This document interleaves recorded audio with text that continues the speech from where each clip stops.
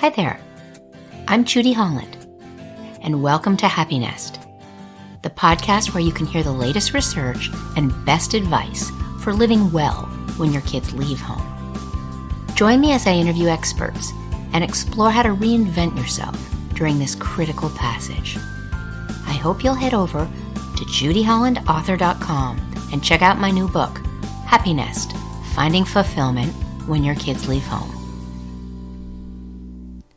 Our Happiness guest today is professor, author, and feminist music therapist, Dr. Sandi Curtis, who explores how creating one's own music and embracing that of artists, including Beyoncé, Lady Gaga, and Rihanna, can empower women everywhere to live their healthiest and happiest lives. Sandi is the author of Music for Women, Survivors of Violence, a Feminist Music Therapy Interactive book. She's worked for more than 3 decades with women and children survivors of violence and to empower women worldwide.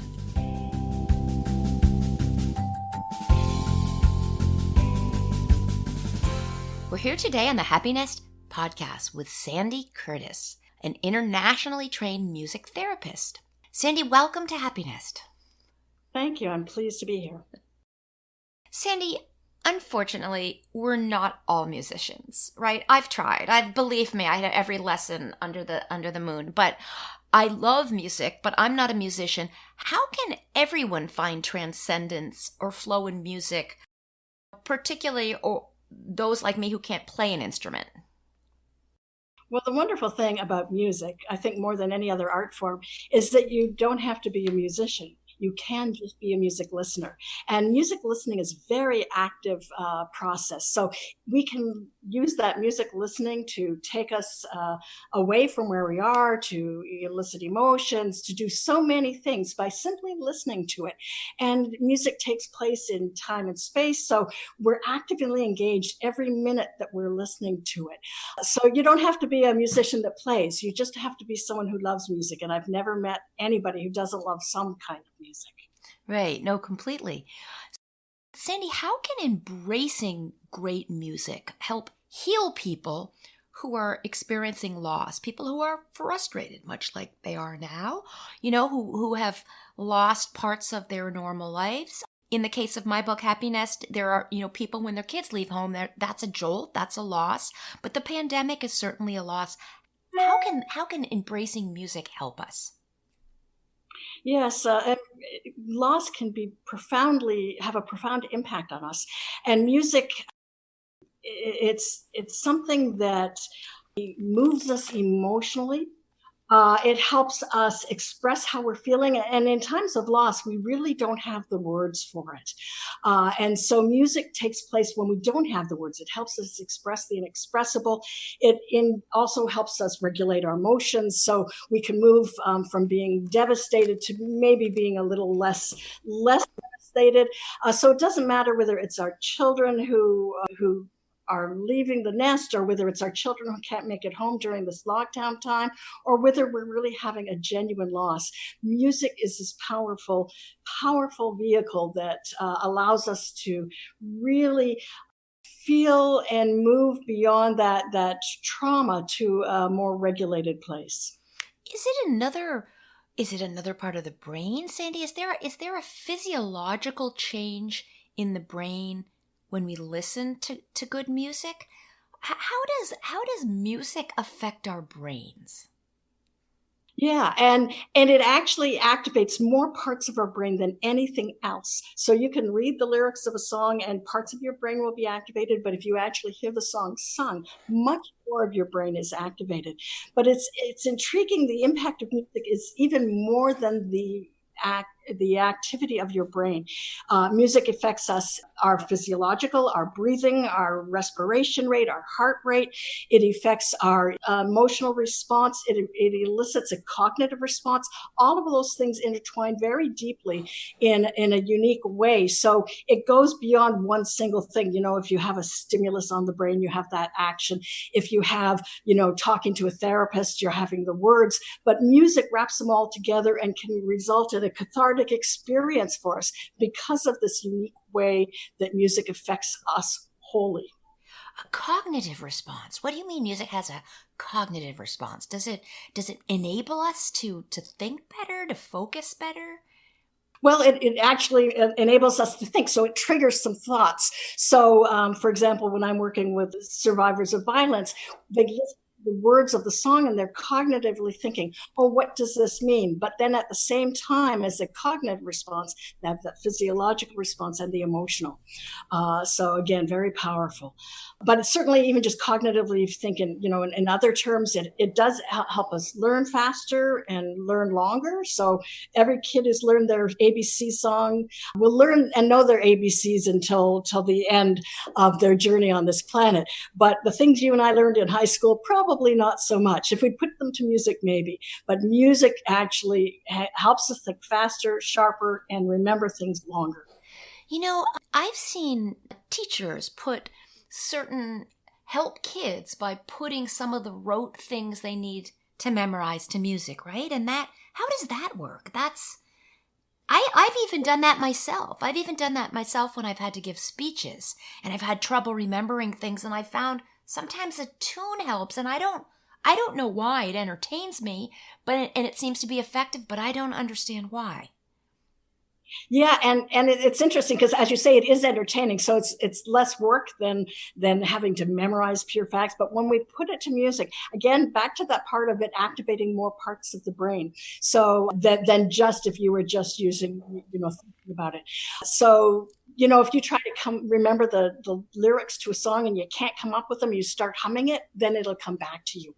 It's these deeply embedded experiences, so that and even not even just words and concepts, but also when I was working with someone with Parkinson's, they could no longer walk without assistance because of the progression of the disease. But the music elicited memory sort of tracks of how they'd move to music, and they were able to dance without assistance, whereas they could not walk without music. Wow, that's really magical. That's wonderful.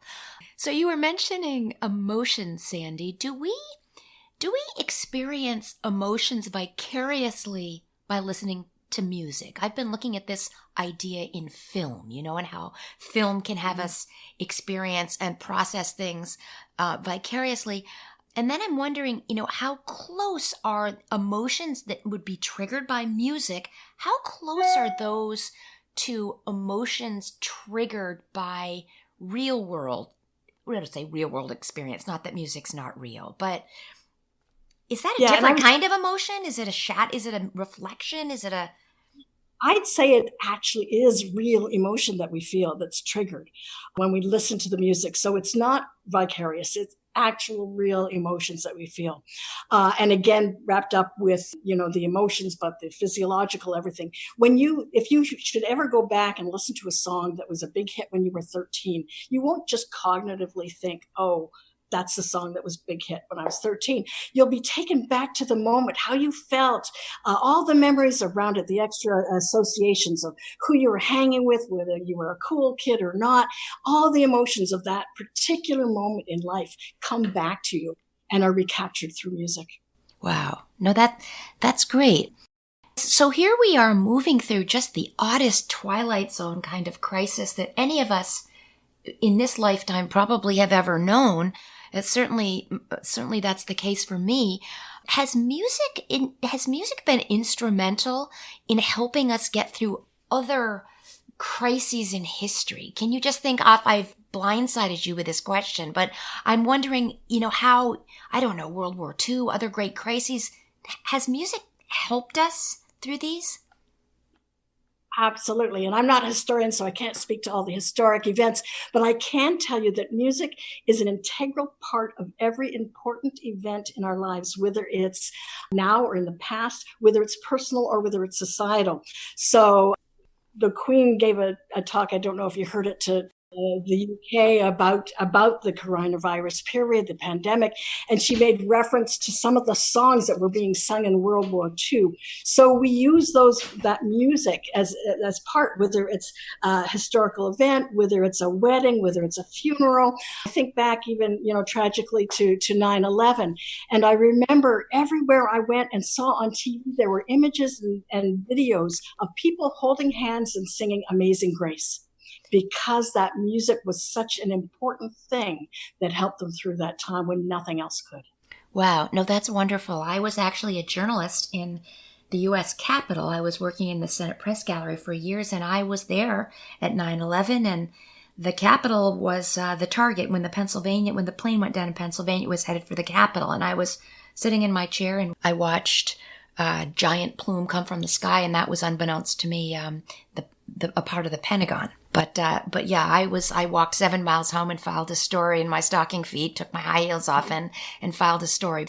But that's wonderful, these ideas about music. Now, you're a music therapist, and that is a really interesting idea. I know there are, kind of therapists that work with animals and dolphins and with all, but as a music therapist, tell me how and I watched some of the film that you did with your students, creating music, writing music to get over violence. How does creating or listening to music help with wellness? Oh, there's such a rich diversity of things that music can do in therapy. And so we were talking about what you can't do if you're a musician, if you're not a musician.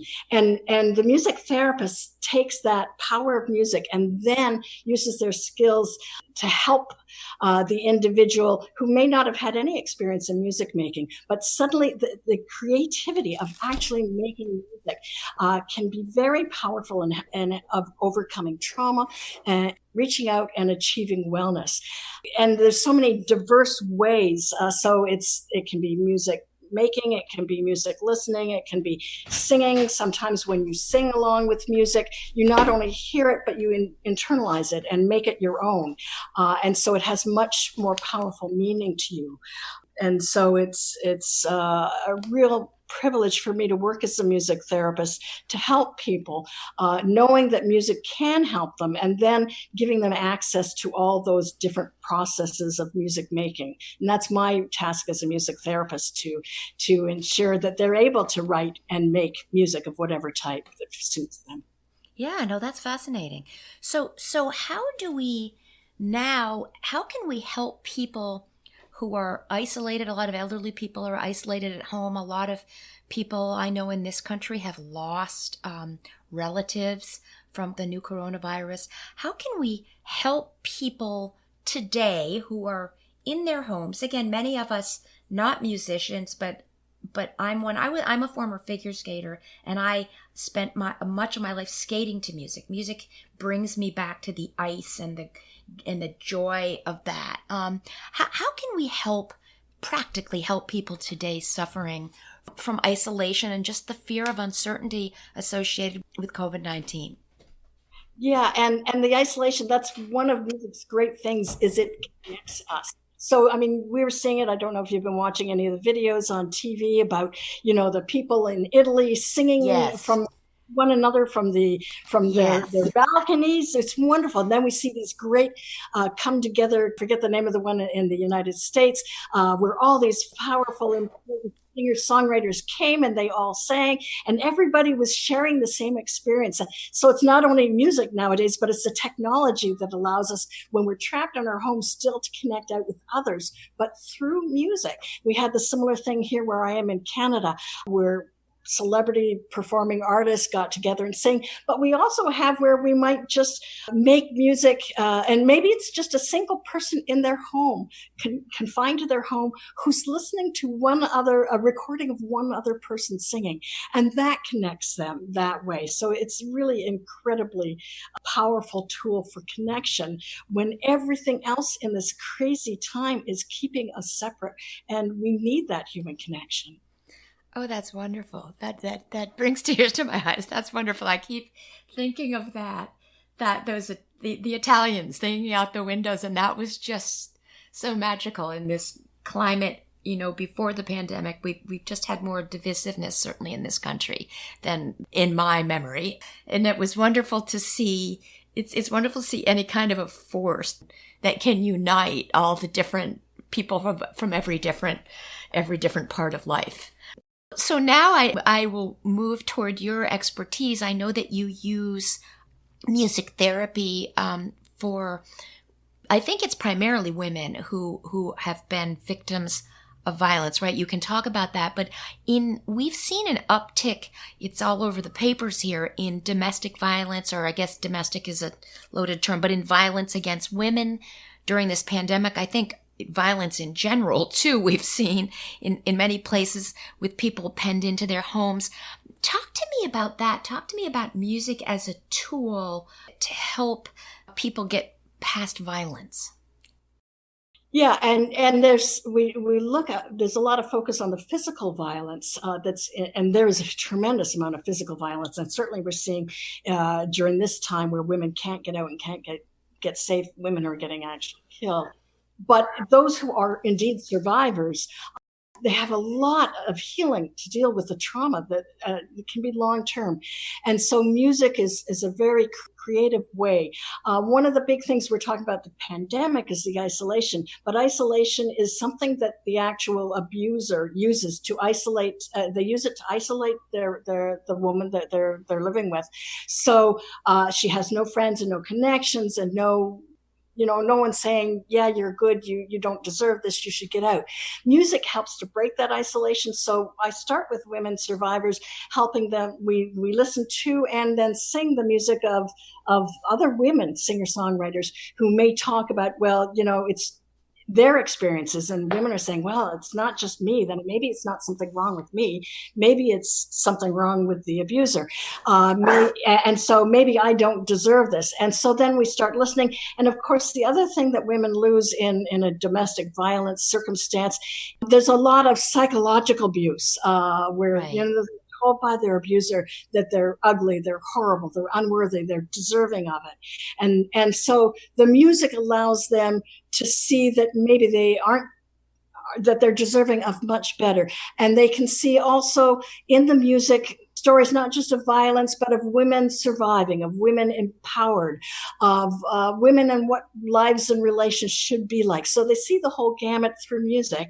Oh, that's where my thought was. But in the relationship, their voices are squelched. They're not heard. And so in music, they're able to hear other women's voices, and then they're able to gain their own voice again when they start working with me and we do songwriting. And then they write their own stories and they finally get a sense of being heard. I remember very powerfully, I was working with one woman. She'd recorded her song with me, and she came back the next week and asked for a couple of extra copies. And I said, sure. And why? And she said, well, you know what? She had been abused, sexually assaulted as a child by her uncle. And she said, nobody believed me, but I'm taking this recording to him, and I'm going to tell him the whole world will hear my voice and my story in this song. Wow. No, that's wonderful. So tell me about this. I know your latest book is Music for Women, right? Survivors of Violence, a Feminist Music Therapy Interactive eBook, right? Tell me a little bit about that, and what prompted you to put that together? Well, had been thinking for quite some time that the work that I do with women survivors is always behind closed doors because of issues of safety and confidentiality. But I thought, oh my gosh, there are so many other women who need to learn to hear about what music can do and how it can help them. And then I also, the book is called Music for Women, and then in brackets, Survivors of Violence, because we are all impacted by violence, even if it's not overt, if we're not aware of it as much. It's the little things, the devaluation of women, male entitlement, catcalling, sexual harassments that we've been seeing in the Me Too movement. So whether or not we're impacted by direct, obvious, overt violence, we're all impacted by this culture that really can marginalize women and can harm women. So even if it's something like, how many women are worried about how they look and their weight, there's so much that there's actually great songs in the book about just that we are more than our physical attributes, that we are valuable and we have much to offer. So the book is there for women survivors. It's there for women in general. It's there for therapists who want to incorporate music into their practice, but it's also there just for the woman who just wants to sit down and read a book and listen to tons. There's over 200 songs in there from all the different takes and the looks on what happens in our lives as women as we grow up in this world. You mentioned Lady Gaga, I think Beyoncé, Rihanna. Tell me about some of these. These are pop musicians, I think, mainly, right? Tell me about these women and their lyrics, their songs. What specifically are in some of these songs that help motivate some of us who I haven't personally suffered from violence against women, but certainly I know exactly what you're talking about in a world that has hindered women in many ways. Yeah, and I should say there's such a diversity of music because there's no one type of music that's right. It's what is the music that individual woman likes and enjoys. Mm-hmm. So I've got, all sorts from rap and pop and indie and everything is in there. The thing about listening to the music, whoever you choose to listen to, is that it causes you again to sit there and reflect and think and personalize and take it in and then reflect back onto the music, your own experiences. But I've got everything from, Lady Gaga's Till It Happens to You, which is a powerful condemnation of male violence against women on campus. But I've got songs about, I'm not doing housework anymore, things about self-esteem, because of course women's self-esteem and self-confidence and self-acceptance are such a hard thing to come by in this culture. And a lot of the songs you can see and hear other women talking about self-compassion, which is another thing, is being generous to yourself, and especially in times like these when we're all under a lot of stress and locked down and isolated. How do we care for ourselves? How do we nurture our inner spirit? And we can do that in listening to music, both through the lyrics, but not the lyrics alone, the actual music that causes that huge complex response that moves us emotionally in a way nothing else does. So at this time when many of us are working at home and with family members and doing so many things at home, different parts of the day can all kind of blend together. Your work can blend into your relaxation, can blend into your exercise time, and it can sometimes feel like work doesn't come to an end since we're not leaving the office as many of us have been accustomed to. How, with regard to music, how do you reserve a certain time in your day for music? I have a certain time in the day when I will learn new things. I divide my day into pieces. I have a part of my day when I do a bar 3 kind of ballet bar exercise to music. And I have a time when I'm reading and learning new things and sifting for ideas as a journalist. I divide my day so it's not just too blended. How might we work, those of us that are not new to music, but aren't musicians, how might we work a music appreciation time or music space into our time now that everything is so blended together? Yeah, and I like the way you say music space rather than appreciation. Our culture is such that we have to be productive. We have, right. Everybody's write a new book, learn new skills. And sometimes in this time of shutdown, we actually need to stop being productive and just be. And so music allows us that time to reflect and be. So I would say if you're a like to get your day organized, then build in. But I wouldn't put just one time in music. I'd put at least 2, maybe 3. I like to start off the day with music. I'm compulsively checking my email on my iPhone, and it gets out of control sometimes. So I want to not have that be the very first thing I do in the day. I like to make music be the first thing in the day. And then I also like music to be the last thing of the day, as it helps us sort of, because I know a lot of people in this time are having trouble sleeping because life is so topsy-turvy. But then, and it can be, if you're a productive kind of person, you want to learn, that's fine too. I've been taking Irish fiddle lessons on the internet the last few weeks. Yeah. Does music help us sleep? Does some types of music help us sleep better than others?